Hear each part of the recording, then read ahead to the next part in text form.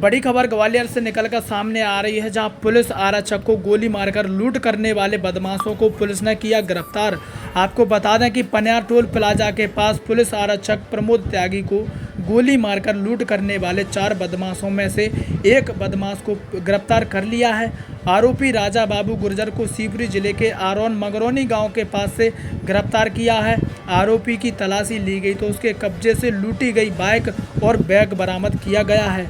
आपको बता दें कि आरक्षक प्रमोद त्यागी को 4 बदमाशों ने रोककर 30,000 रुपये की नकदी समेत मोबाइल बाइक लूटकर फरार हो गए थे। जब आरक्षक ने विरोध किया तो बदमाशों ने ताबड़तोड़ फायरिंग कर दी। आरक्षक घायल का इलाज अस्पताल में जारी है। लूट के बाद क्राइम ब्रांच समेत 7 टीमों को गठित कर पुलिस जांच पड़ताल में जुट गई थी, लेकिन वहीं पुलिस अधीक्षक ने लूट और गोलीकांड में शामिल सभी आरोपियों के पकड़े जाने पर 10-10 हज़ार रुपये का इनाम घोषित किया गया था।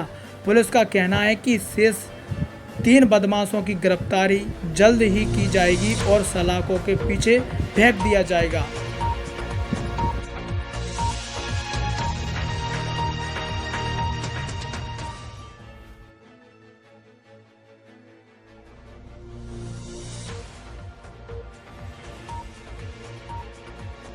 देखिए, बहुत ही चुनौतीपूर्ण घटना थी। जिस प्रकार से प्रमोद त्यागी जो इंदौर में पदस्थ आरक्षक हैं, जिस प्रकार से उनके साथ घाटी गांव क्षेत्र में लूट की घटना हुई, ये बहुत ही चिंताजनक थी।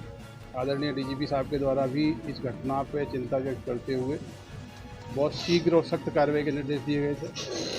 IG Gwalior zone, DIG Gwalior zone, सभी अधिकारी इसको लेकर चिंतित थे। इस घटना की सूचना मिलते ही सारे सीनियर ऑफिसर्स ने घटनास्थल का विजिट किया था और मौके से ये प्रेमा फेशिया लगा था कि ये या तो मुरैना क्षेत्र के बदमाश होंगे या हो सकता है पीछा किया गया है तो सुभाषपुरा शिवपुरी के भी हो सकते हैं।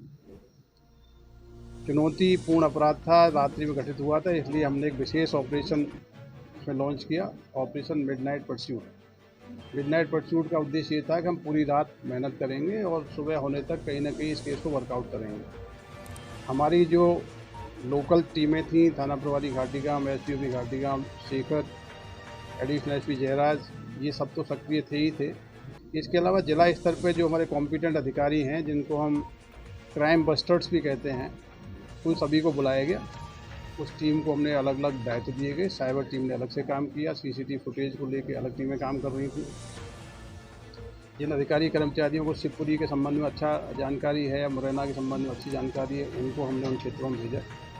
पूरी रात ये ऑपरेशन संचालित हुआ। इसमें additional SP Suman Gurjar, additional SP Jayraj, CSP Nagendra Sikarwar, Shekhar और इनकी सारी टीमें, साइबर टीम, क्राइम ब्रांच, लगातार 24 घंटे तक फील्ड में रही और फील्ड में रहते हुए इन्होंने कड़ी से कड़ी मिला के फाइनली इस केस को वर्कआउट किया है।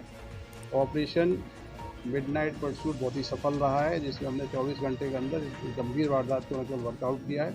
इसका जो मुख्य आरोपी धर्मेंद्र गुर्जर है, जो मगरौनी का रहने वाला है, उसको हिरासत में लिया है। आरोपी से पूछताछ करने पे पता लगा है कि इन्होंने 4 आरोपी थे जिन्होंने घटना की है। ये प्रॉपर्टी जो लूट की गई थी, उसको पूछताछ पे इन्हीं की शनाख्तगी पे एक कुएँ के अंदर से बरामद किया है।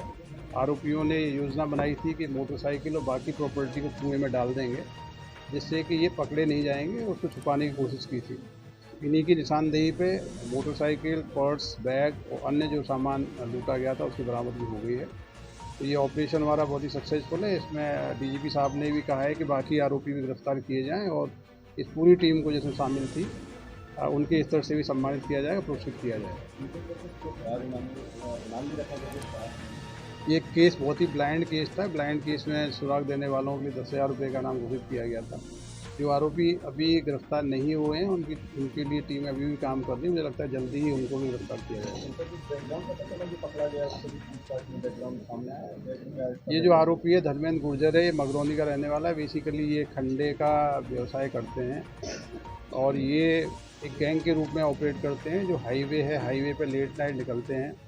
जो आइसोलेटेड मोटरसाइकिल चालक या ऐसा कोई टारगेट, सॉफ्ट टारगेट इसको मिलता है, उसके साथ छीना झपटी घटनाएं करते हैं। इस घटना के अलावा भी प्राइमरी पूछताछ में इन्होंने सुभाषपुरा थाना क्षेत्र में 2 वारदातें करना स्वीकार किया है। इनके पकड़े जाने से न केवल हमारी जो एक गंभीर वारदात थी वो खुलासा हुआ है, इसके अलावा सुभाषपुरा क्षेत्र की भी कई घटनाओं में खुलासा होने की संभावना है।